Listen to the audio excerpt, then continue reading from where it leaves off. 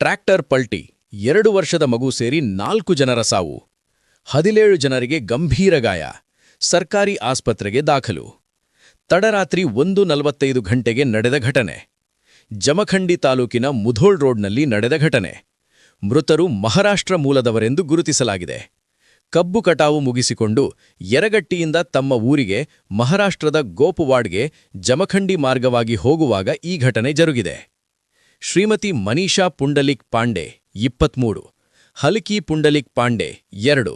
Lakshmi Samadhan ಚಿರಮಡಿ 27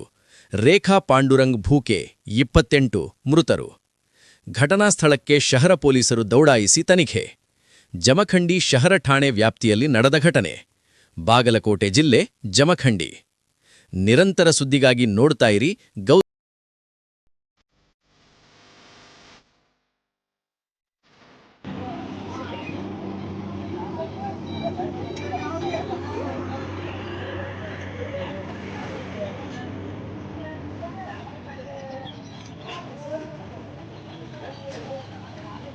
Yeah.